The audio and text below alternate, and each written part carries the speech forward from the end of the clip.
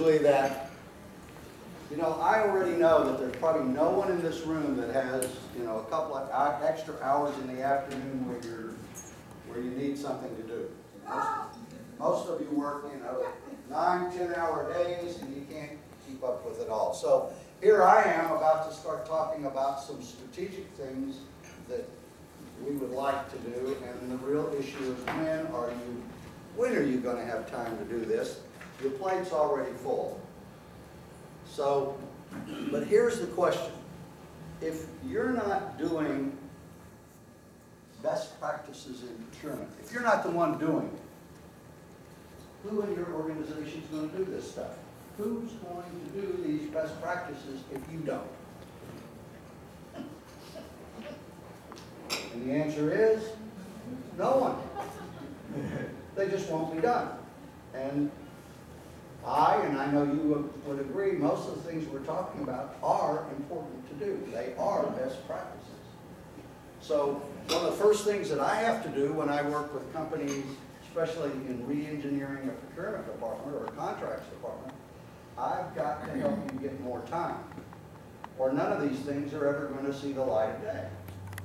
Yeah, they sound good, we know they're good, we'd like to do them, but we don't have time to get them done. So we've got to come up with a way to get you more time, and that's what we're going to talk about right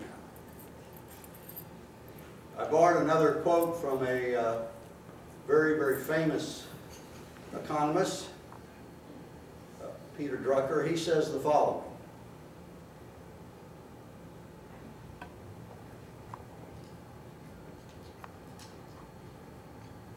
he says the major problem is the confusion between effectiveness and efficiency. It stands between doing the right things and doing things right. And I can certainly understand after, and most of you can too, the focus in most organizations seems to be on the doing things right. Matter of fact, most of your KPIs are related to doing things right. And there's very few KPIs really related to, are we doing the right things? All right? Are we spending our time where we can be effective? Rather than, most of our KPIs relate to efficiency. How fast can you do something? How can you reduce the cycle time? Can you get more orders placed per month? Those are the things that we seem to be measured on, not on are we doing the right things. And in many cases, ladies and gentlemen, I've got to tell you, we're doing the wrong things. We're taking valuable time at $290 an hour and spending it on things where we don't even produce anywhere near $290 an hour. He goes on to say this: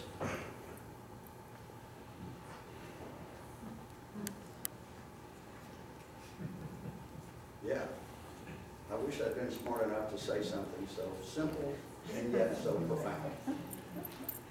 But as I go around the world and I talk with all of you, and we see what your issues and problems are, wow, this one seems to be so much of your time is taken doing things that you should not be doing at all. And it keeps you from doing the best practices, which only you can do.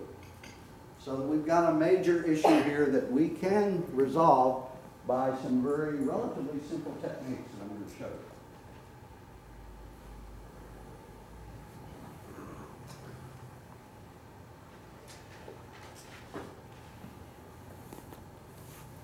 So what do we need? A way to identify the areas of effectiveness, or where can we really get big results, and a way to focus on them. And this is the way we can do it. There's many ways, but here's one of them. It's called the ABC analysis, or some of you know it as the 80-20 rule, or a Pareto analysis. It's been around for a while. Like how many years? Well, probably was developed in about the 1500s by an Italian mathematician. Here's what I know for everybody in this room. 80% of the money that you spend, you probably spend with less than 10% of the number of suppliers that you have. All right? In procurement, the 80-20 rule doesn't apply. It's more like 80-10. Actually, it's even, if you look at the CAPS data, 80% of the money that the company's reporting, 80% of the money is spent with about 6% of their suppliers. So if you look at the CAPS data, it would be really the 86% rule. But we'll settle with the 80-10. And we call this category where 80% of the spend, the top 80% of the spend, we call the A category spend. That's our, of course it's an important category because it's where all the money is. But of great concern to you and I is the C category. Let's take a look at it. 75% of the suppliers you deal with only adds up to 5% of your annual spend. We call that the C category. Now we do this ABC analysis both by suppliers and by what we buy. So another way for me to say this is, if you looked at 75% of the stuff that you buy, it only adds up to 5% of your annual spend. 75% of what you are spending money on, add up the total value per year, and it's going to only add up to 5% of the total spend. Or 10% of what you buy, the top 10% of the things you buy or services that you buy will add up to 80% of your total spend. Now, I talked to you earlier about getters and buyers. The way that getters spend their time is this way. They line up with the second column. Getters spend their time like this. They line up with the percent of suppliers or the percent of parts. 75% of a getter's time is spent on these C categories, which only add up to 5% of the total spend. Ladies and gentlemen, if you cut the price of the C in half, it would be a round-off error for most of you. Or if you let the price of C's double or go up 50%, it would still be a round-off error for most of you. Yet, guess where our organizations are forcing us to spend a lot of our time? C's. Why? Because there's so many of them. And they're always in trouble. They make a lot of noise. They're late, they got quality problems, the paperwork's not right, the packing list is not right, the requisitioner changes their mind, we change the forecast, we increase it, we decrease it. All this stuff is happening on 75% of the stuff you're dealing with. And it's going to gobble up your day, and you won't have very much time left to focus where really all the money is. And by the way, most of your organizations are happy for you to focus on these C's, because you're taking care of something they don't want to take care of. So they've got you on it. And what's happening to the A's? You don't have time to work on those very much, so someone else is making the decisions on the A's, not procurement people. How does a procurement expert spend their time? Just the opposite. We spend our time focused in the A category, and only 5% of our time is spent on the C's.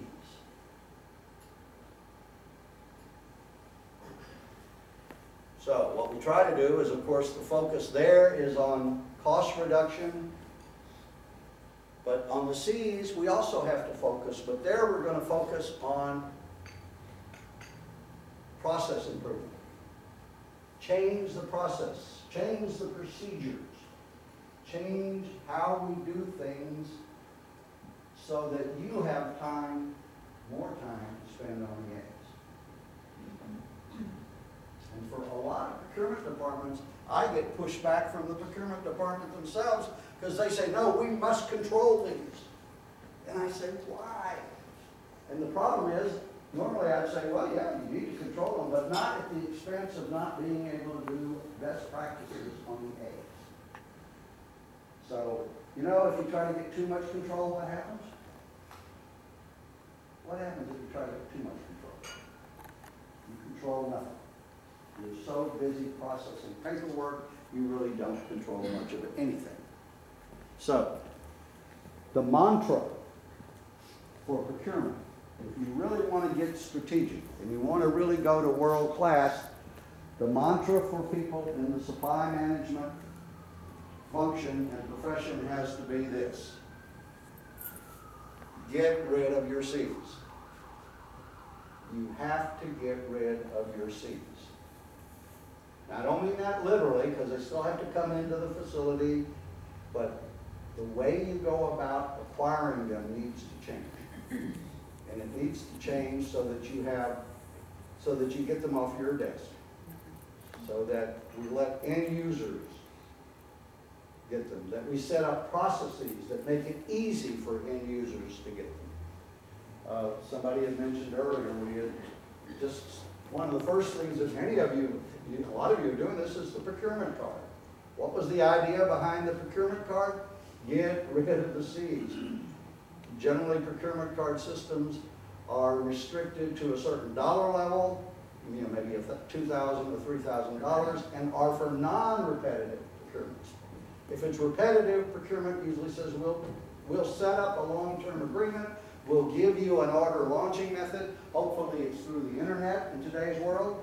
You know, you use the big box stores, the Staples and the Office Maxes for desktop kind of stuff. You use CW or somebody for that, for the simple IT stuff. You use Granger or any of these for MRO. You know, you set these things up, and hopefully you don't have to look at them again until the next contract renewal. But you've taken all that load off your desk. Folks, if you don't do this, I don't know what you can do to save yourself. You'll be dead. You can't get where you need to go unless you get rid of the C's. Now, I didn't say they weren't important. They can shut you down. So, and there are even some C's that you really are going to have to keep up at a high level because they have a strategic significance to you. But we usually discover that when we do the 4-quadrant matrix, you know, when we do the supplier segmentation or the categorization. We usually identify some C's that could really shut us down. Well, those will still get a lot of your attention. But for the most part, you want to identify them, identify the category, identify that they are a C, and then figure out how to get rid of it. So that it doesn't have to come across procurement's desk.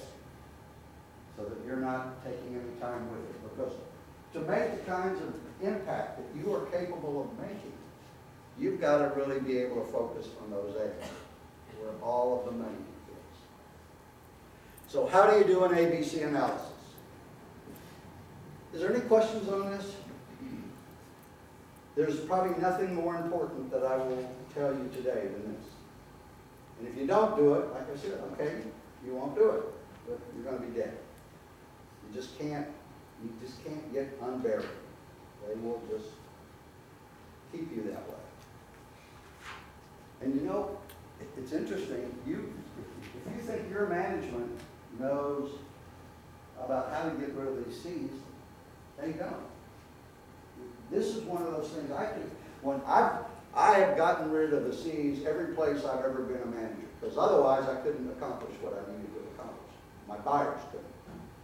But I couldn't tell them how to get rid of their C's. You, each individual, you know how to get rid of these. You know who the users are, you know who the suppliers are, you know how to set it up.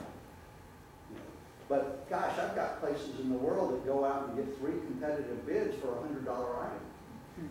Well, the absurdity of that just doesn't quit. And by the way, when they place that purchase order for that $100 item, it gets reviewed by 3 people and finally has to be signed off by the managing director on a $100 item. It will never make sense in the world for you to spend let's say your hourly rate's at $200. It will never make sense for you to spend an hour on something that costs $1,000. Because guess what you just did? If your hourly rate is $200 an hour and you spend an hour on something that costs $1,000, you just added 20% to the cost. We in procurement, we know better than that, and we know how to set up our processes and procedures so that the process should never cost anywhere near what the item we're trying to control costs. That would just be foolish from all aspects. So get rid of the C's. Make that your mantra. You know, everybody's got a screensaver. But let that be your screensaver as it's coming across there. Get rid of your, and it takes a lot of work. I'm not minimizing it. And by the way, one of the things I learned, I told you, a wise person learns from their mistakes, a very wise one learns from others. One of the things I learned, you can't just push off the work to another department. In other words, if your way of getting rid of the C is to create more work for somebody else, you're going to get such pushback, you won't be able to do it. You got to come up with a better way for the end user, yourself, and the whole organization. Otherwise, you get an amazing amount of pushback. Any questions on this? Well, I'm going to show you how to do it. Oops, my slide up there. That first slide says, take the spend, the total spend. When we do it the first time, we have to take the total spend, and we put it in an Excel spreadsheet, and we sort it in descending order. That's what that first step says. Sort in descending order, the total spend. Now, I've done this so many times. The first problem I run into is who's got the total spend. Guess what? Procurement usually doesn't have the total spend. You may have parts of the spend, but you may have the spend that you're dealing with, but very rarely does procurement have all of the spend. So where do you go if you don't have all of the spend? Fine. Accounts payable is the group that always has all of the spend. So you go to accounts payable, you get them to give you the last 12 months of spend. And you throw all of that into an Excel spreadsheet. Don't let them give you a report, or a printout or anything like that, because you're going to be mining this data for a long time, so you need to have it all in Excel. So that's what we've done here in this column. This is the annual spend for everything we buy. All right? Sorted in descending order. Now over here you see we will do it both ways. We will do it by the suppliers and we'll do it by part numbers. Usually when I start these, accounting doesn't have necessarily what we're buying. They just have the suppliers, and that's a good starting place. And then later we will have to begin to look at what are we buying from these suppliers so that we can do it in another way. But anyway, column number 3, descending order, annual dollars. By the way, only put the repetitive things. If you've got a one-time buy, it doesn't need to be here. Just take it out. If you buy a one-time capital equipment buy or facility buy, take it out. You don't need it there. Now, in this column, we're going to do something called the accumulated total of the annual dollars. All we're doing is accumulating what's in this column. So, of course, in the first row, there's nothing above the first row, so 22 equals 22. But once we get to the second row, now we're combining the sum of the first 2 rows. So 22 plus 14 equals 36. Then in the next row, we're combining the sum of the first 3 rows. So that works very easy in Excel. Just replicate the formula that says I'll take whatever's in this cell plus what's in the next cell in this column, and that'll be the sum. So when we get down to the bottom, this number better equal this number, or we did something wrong. Everybody okay?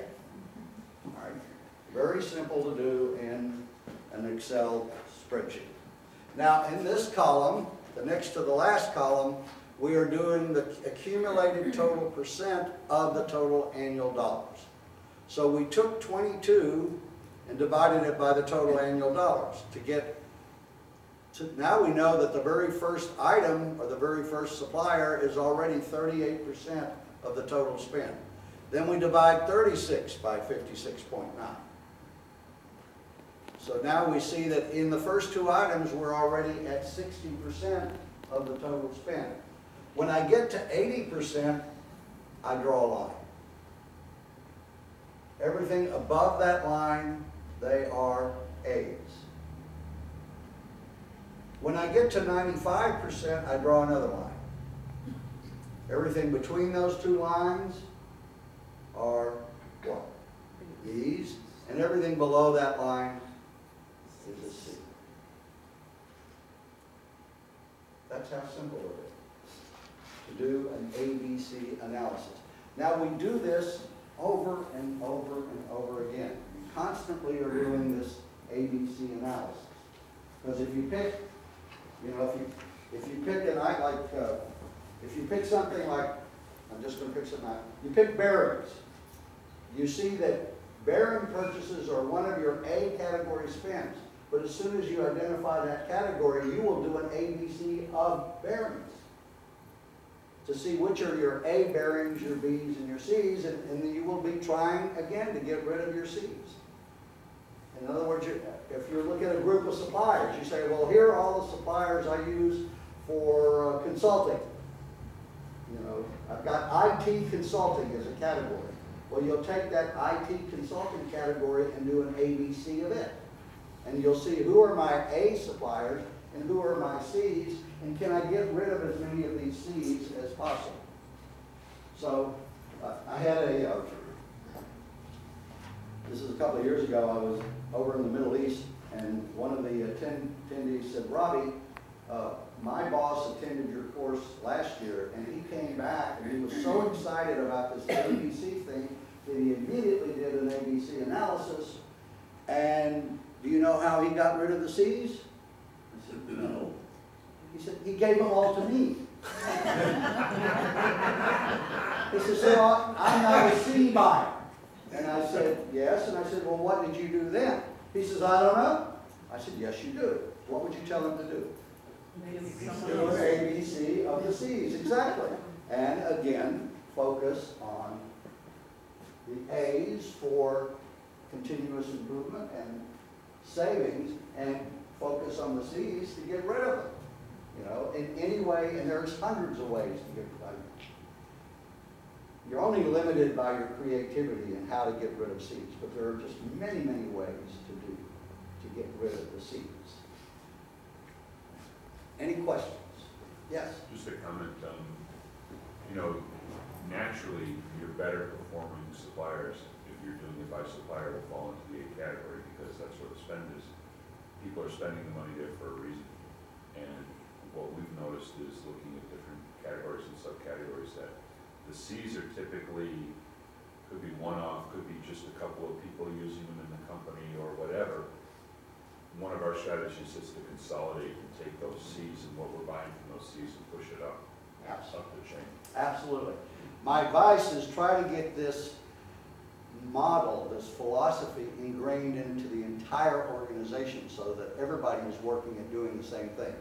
So that one of the things you don't, if you're taking off C's, you don't want to have other people adding them right back on again, for example. So we do that through our qualification procedure or our approved vendor list or supplier list. We do all those mechanisms to try to keep C's from popping back up. But yes, the whole concept has to be, I don't want C suppliers.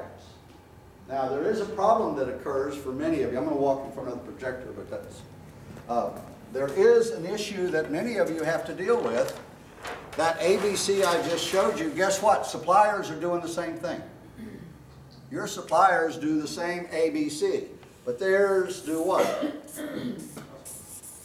They do their breakdown based on sales.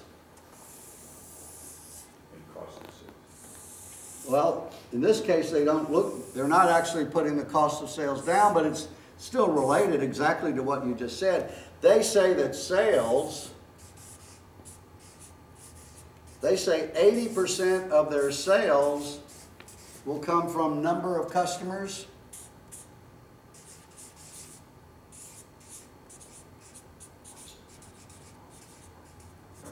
20%. 20% of their customers bring in 80% of their sales. So it's right where you said, and it's 15-15. And what's left? 5% of their sales come from 65% of their customers. Here's another mantra in procurement. You never want to be a C customer. You don't want to be a C customer, because here's what we teach your suppliers. You cannot make money on a C customer. They will just cost you money. And we also tell them, make sure you devote your resources on A customers, because you cannot lose an A customer. They're too hard to replace. You never want to lose an A customer.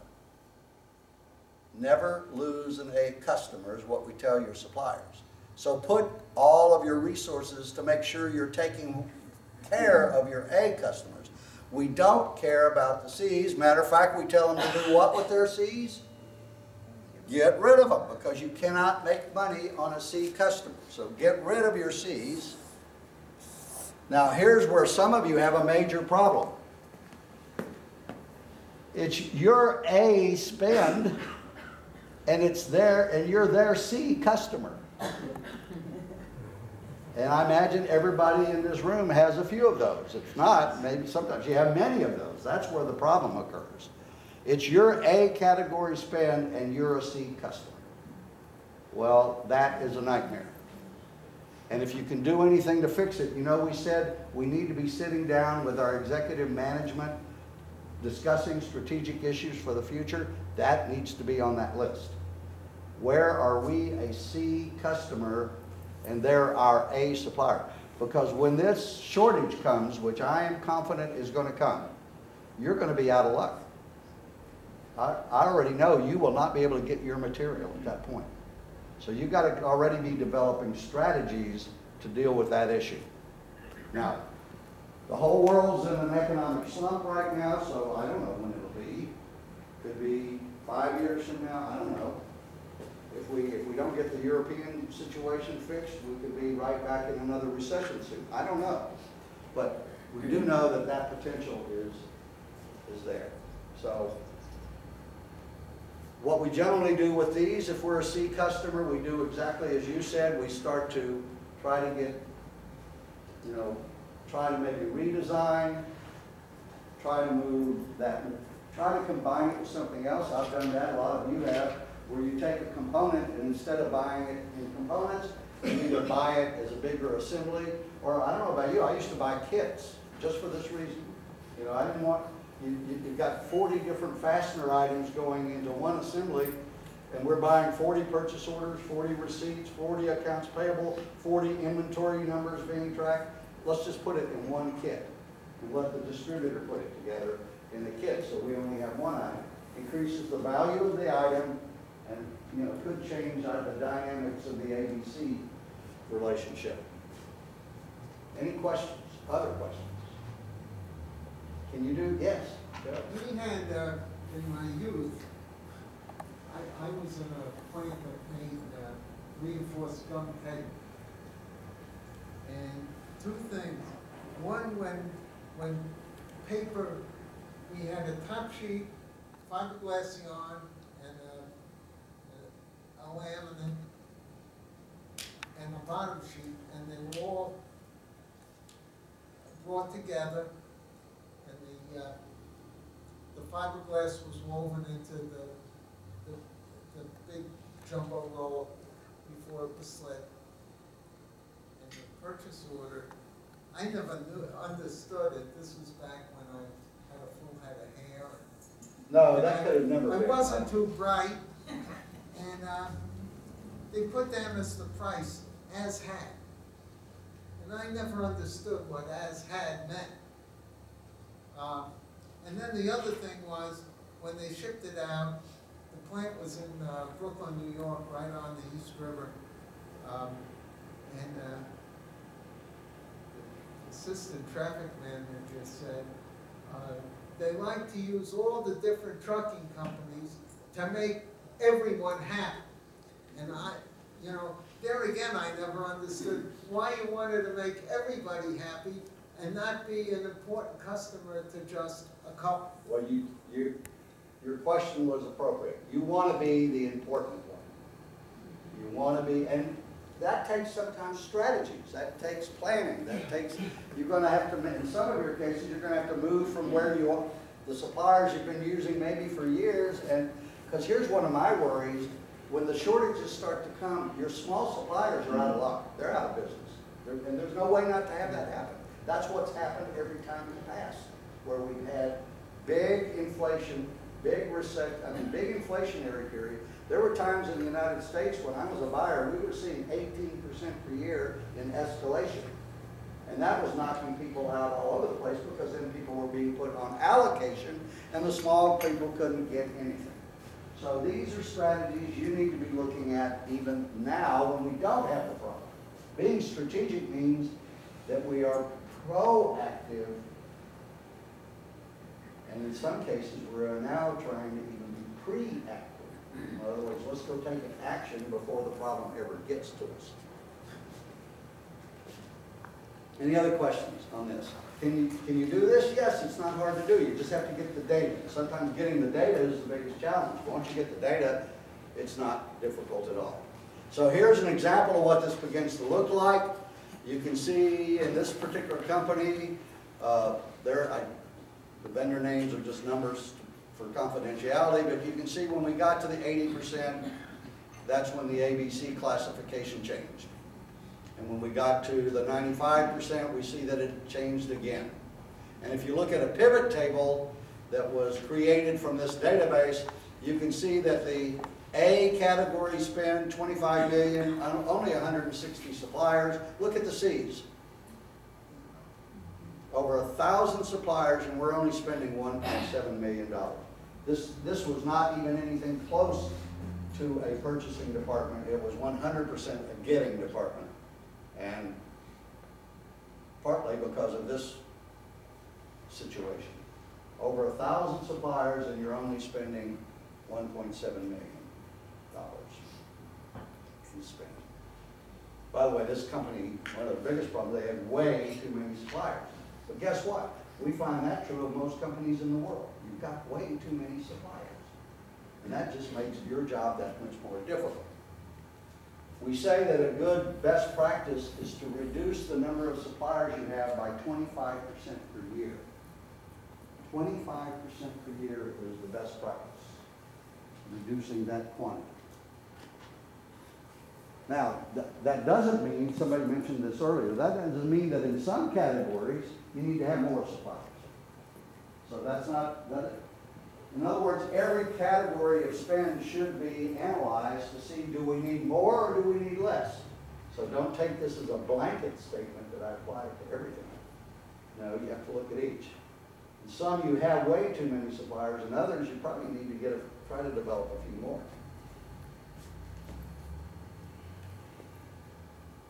So I would like for you to take a few minutes and do this exercise. It's in your manual.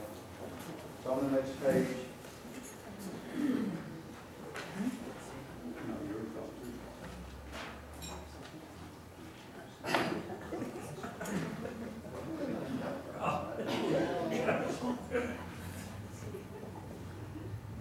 And my apologies, I owe all of you an apology. I only noticed last night that I did not get page numbers on your manual. Now I could have just hoped nobody would notice, but I noticed, and it's my fault. So I apologize. So one of the things that you can do when you get home is number all your pages. But there is a table of contents in the very beginning that does reference all the page numbers. I just, in the heat of getting this out, I just forgot to put that on. Can't even blame an administrative assistant or someone because I don't have one. And I'm not like Philip, can't blame everything on the government. I have to take the blame. Yes, you can. Thanks, Joe. We'll accept your blame.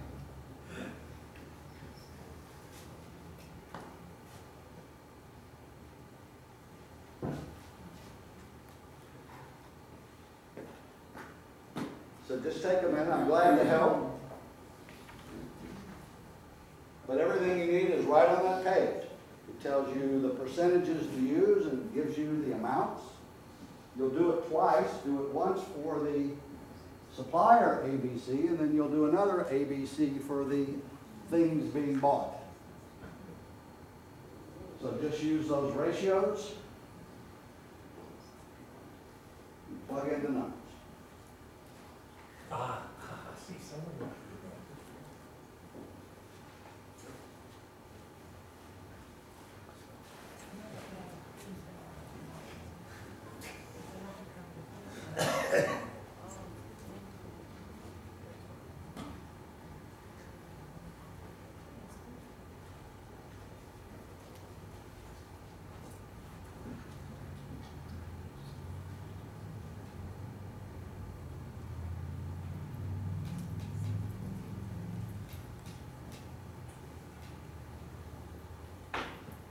Fill in the blanks.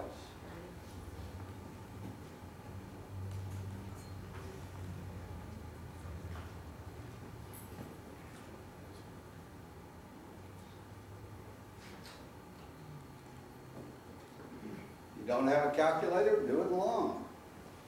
Robbie, you can do it along.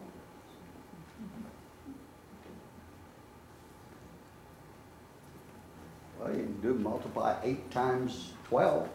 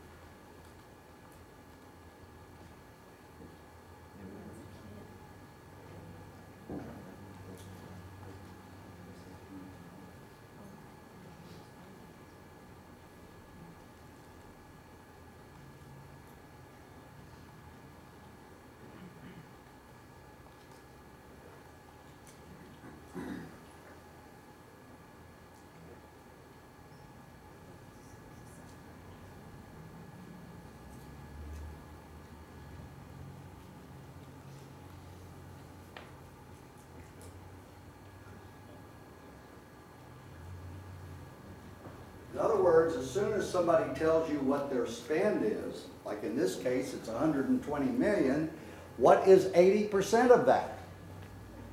That will be my A's. So 80% of 120 million is the amount of total spend in millions.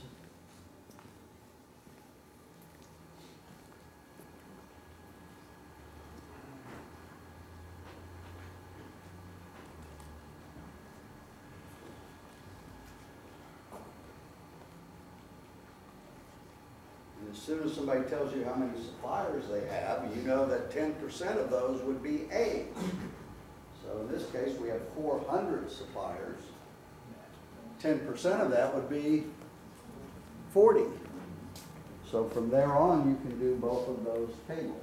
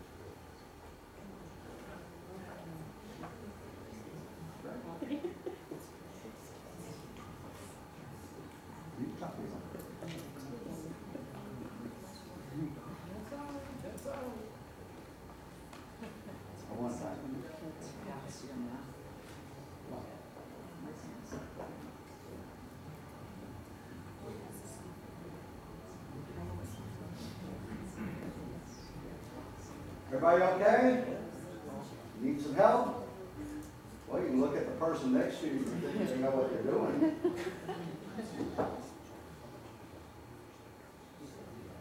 So let's see what the answer is.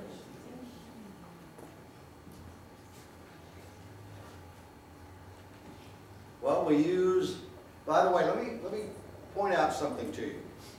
The 80-15-5, that's fixed. That's the empirical model. If you're taking your CPSM exam, what you need to know to answer whatever question, there's going to be a question on it related to the ABCs, and what they are expecting you to know is this 80-15-5. That is the empirical part, that's fixed. This is different for each one of you, okay? 80% of your spend may be 4% of the suppliers, or 12% of what you buy. But the way the model runs, you're trying to determine the top 80%. That's what's significant.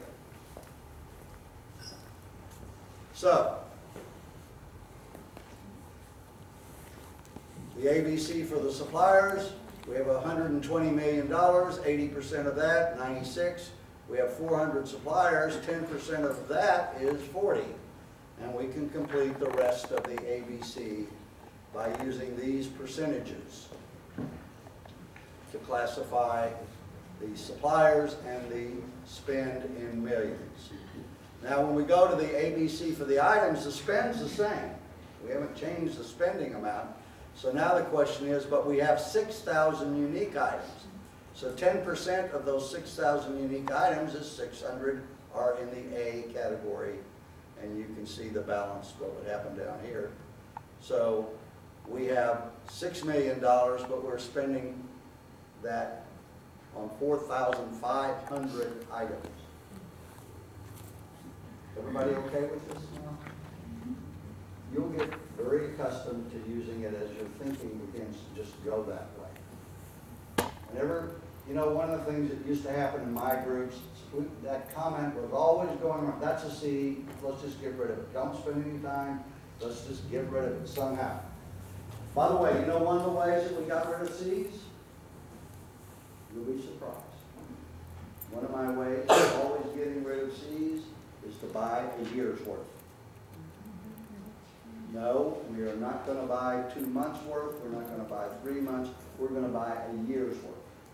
Well, now, we had some rules, couldn't take too much space. We had to, whatever quantity we could fit within the space allotted for that item is how much we bought if it was a C. Couldn't have a short shelf life. And we did check with engineering to make sure they weren't going to change something halfway through the year. Those were the 3 rules. Those were the only rules.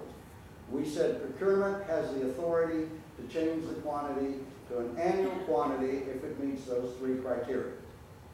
All right? So about half of what we bought, we could actually buy a year's worth. And the benefit to that was amazing. Because, yes, we were going to add some inventory on the C's. And usually that's where the pushback came from the CFO. But as soon as we showed the CFO the cost savings in buying much bigger quantities, not having to pay minimum ship rates, getting a full shipping quantity, and you know what turned the financial part? We only have to pay for an invoice. We only have to do an invoice once a year, not every month or every 3 months. And the receiving department, the load in the receiving department dropped drastically because they weren't receiving all these items every 2 or 3 months. And the warehouse people loved it because now they weren't having to put away that often. And you know who loved it the most? The operations manager. Because what happened is, if something only comes in once a year, ladies and gentlemen, it can only be late how many times? Once. So I ended up getting lots of support from operations in this concept because it meant a lot of luck, many, many less stock outs. And again, if that item gets continued, yes, there's going to be some write-off, and you'll wish you hadn't done it, but the fact is the savings that resulted from doing it will probably well offset what you lost by writing it off. Throw it away. Yes? The 3 criteria were, number 1, it has to fit in the same space. Or however, I'm going to order however much I can order that will fit in the space allotted for it. And I don't know about you all, but in most of our factories, we had, big storage systems, and there was a cube there for it that identified what was supposed to go there. As long as you fill that up, you could order that much. That was criteria number one. Number two, couldn't have a short shelf life. By the way, don't do this with the batteries. All right, especially before Christmas. And number three was check with engineering to make sure there's not going to be a design change at some point. Those were the only three criteria. And what we had done is we had gone into our part master files. Again, this is something everywhere I went. Let's go put this identifier in our part master file. On parts, we will identify every part as an A, B, or C based on annual spend, not on the individual value of the item. This is based on annual dollars spent on this item. So some of you have an A, B, C, but it's usually on the value of that item. No, this is on the annual spend of that item. And we took every supplier and classified them as an A, B, C in the supplier master file. Again, based on the annual spend of that supplier. So it was easy for us when an item came up, it was a quick look to say, wait, this is a C item, here's what we're going to do with it. Good question. Thank you. Any other questions? You can do this. Now, let me add one more thing to doing this. If you really want to do this well, then we're going to take you to this next thing that is, again, a pretty basic and a best practice, and that is that you have a hierarchical coding system, a purchasing one, the way that procurement thinks, not the way engineering or maintenance or marketing or finance thinks. This is the way procurement thinks. And what I'm showing you here is just an example of a 3-level coding system. So what did we do? Well, these are just screenshots from one we actually did. This company, here's the major spend categories to the outside. We just set up a very simple alpha coding system that's going to consist of 3 levels. You're looking at the level 1 first. This is the high level hierarchical coding system. Over here, these numbers happen to be telling you how many sub-levels there are going to be. I'm going to show you that in a minute. So, we just basically took the entire spend and we set an alpha code. Don't try to match the alpha code to the first letter of the description. It won't work.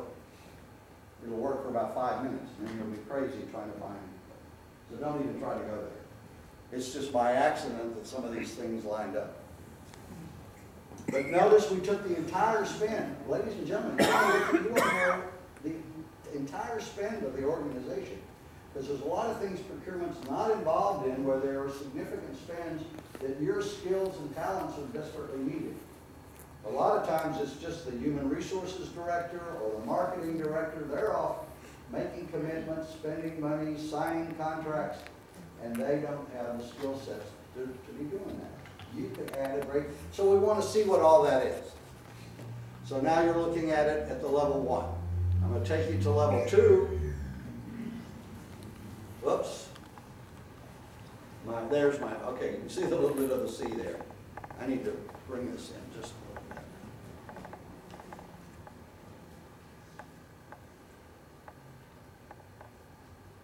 Well, then I lose the other side.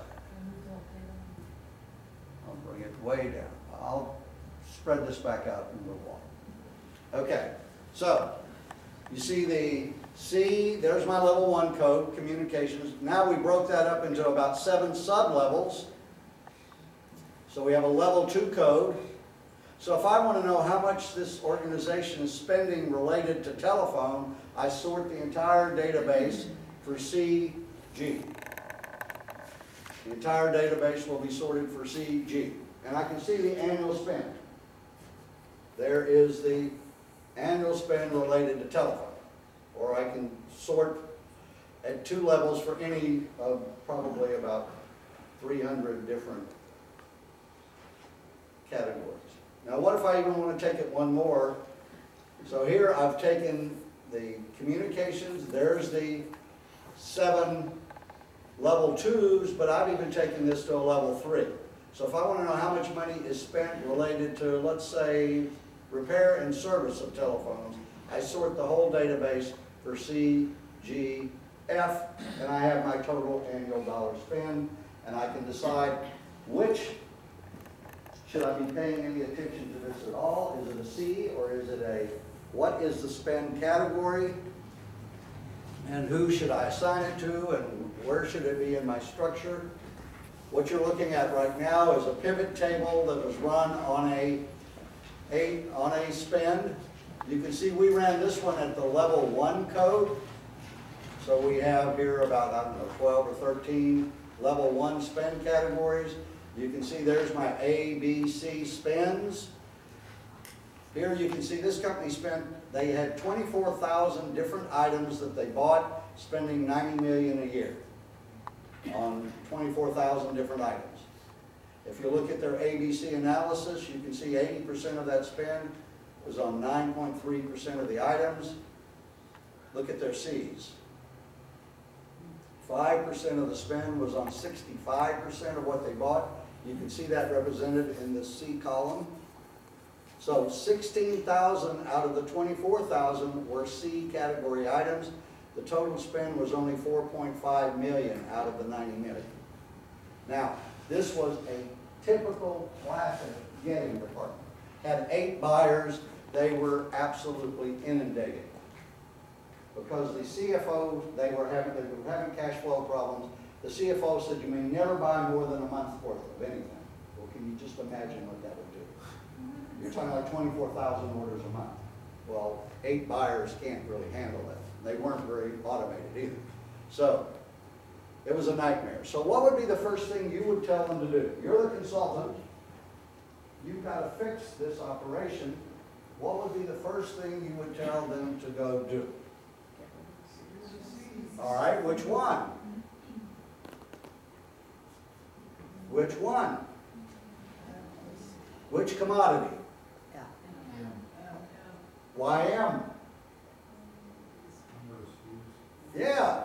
Look at how many. There's 7,000 items in commodity M that only make up $1.7 million. So, yes, the very first thing you see the value once you start looking at the numbers, the data in this way, it begins to give you a quick focus. It lets you be very effective very quickly. So yes, and the first thing I told them to do, buy a year's worth. The CFO went ballistic. But we showed them that not only were we, yes, we were going to increase the inventory on the C's, and we even showed them what dollar amount that would be, but we said it's going to give us more time to work on the A's, and we'll reduce that inventory, so then probably the net effect, well, we'll get the inventory down, actually.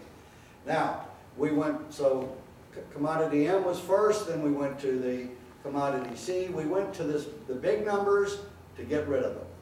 And then, after we did that, where would you tell them to go focus now? We've gotten rid of the C's. Where do we want to go focus now?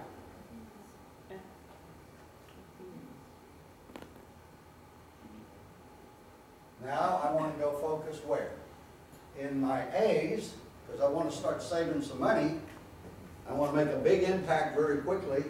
So where am I going to go? Which commodity? L, yeah, because that's the biggest spend, $22 million, and there's only 50 items. So we took the top buyer, the highest competency buyer, and we assigned them to commodity L, but he was not an expert in L, so we brought in a consultant for actually it was a 3-day consulting job. It cost us about $6,000 to have this consultant in for 3 days, but that consultant was an expert in commodity L, and came up with about 2% savings in just 3 days. Just picking up what we call the stuff on the floor, the low-hanging fruit. With just obvious things that because the expertise was not there to really know how to do this, but this is what this consultant had done his whole life. So it was quite a dramatic story that occurred relatively quick. It took us about 3 weeks to get the data into this format. They didn't have an ABC, they didn't have the spend profile, and they didn't have a hierarchical commodity system. Hopefully you'll see you really need that to really make all this work, because then you get to begin to look at things like this.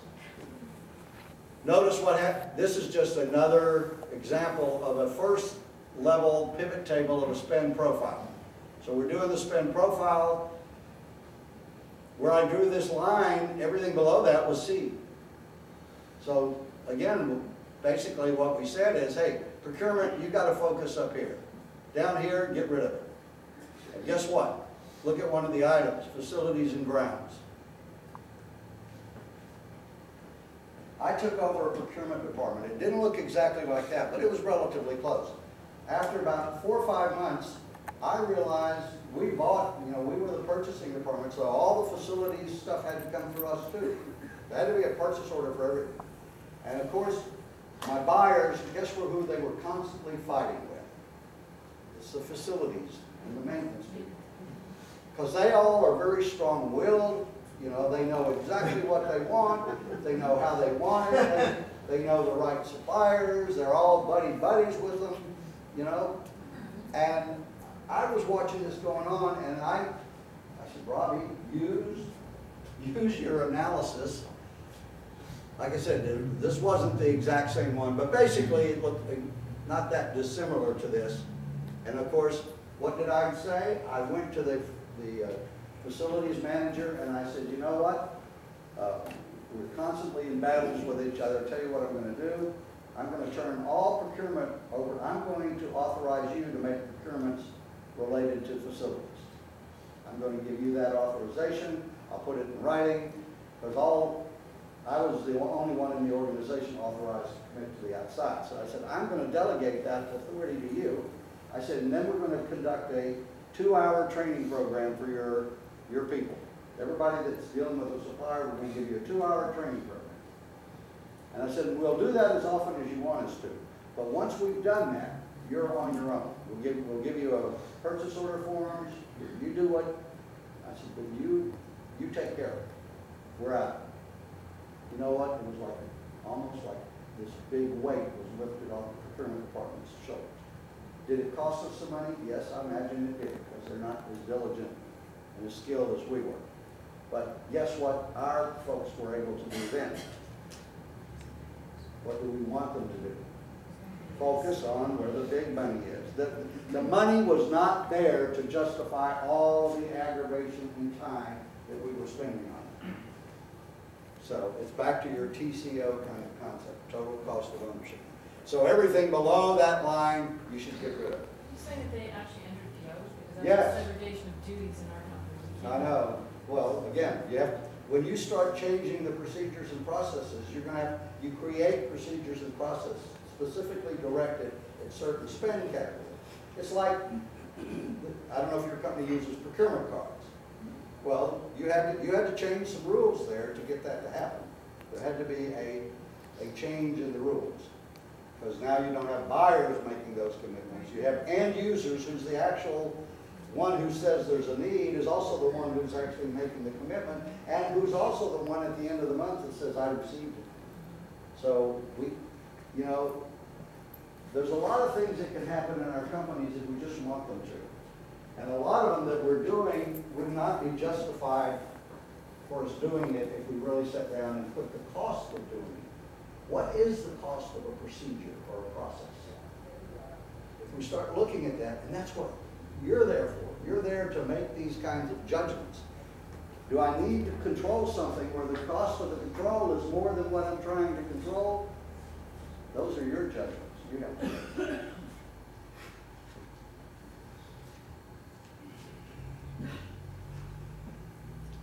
Now here you just see the same thing being done at a 3-level.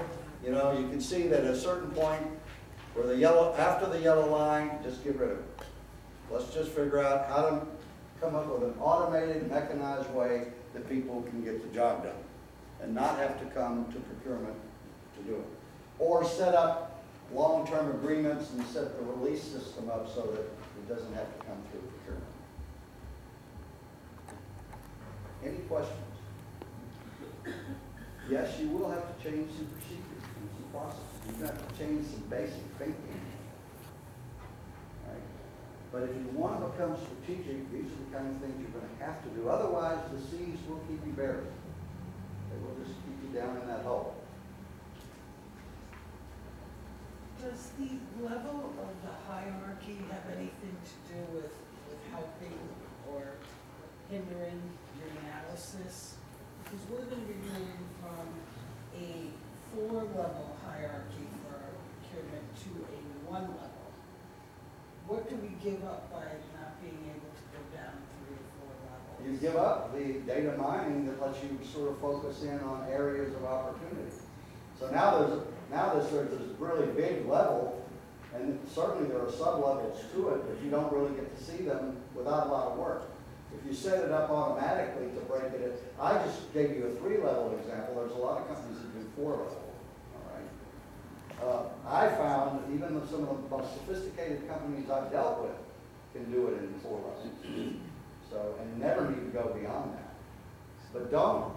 You know, if you go to 1 level, you would be back at trying to decide, what am I going to do with something that looks like this? You know, how much, you know, yeah, I'm buying a lot of MRO, maintenance, repair, operating, but what kind of MRO am I spending? Yeah, I really do want to see that. I need to have that breakdown. You know, if I'm talking about equipment, tools, and capital, I need to take a look at that. Because using these hierarchical is the way I organize my department. It may be the way I do buyer assignments. All of that can come from a good understanding of what am I spending it on. So I would highly push back on going from 4 levels to 1. I'd fight that very hard. They're much bigger than we are. Huh? They're much bigger than we are. Well, I don't care. I like to create the waves. And if you're not creating the waves, who's going to do it for you? It's one of the reasons why so many of you don't have a good purchasing system. Nobody stood up and said, here's what we have to have. You know, this is our specification. This is our statement of work. And IT, you better make sure we have this stuff. Well, nobody stood up and really pounded on the table for that.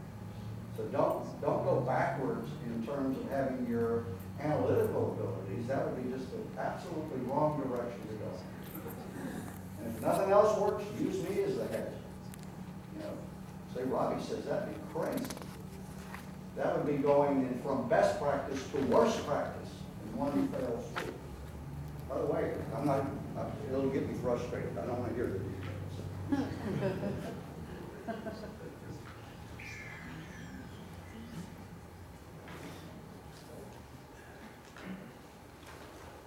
So, any other questions?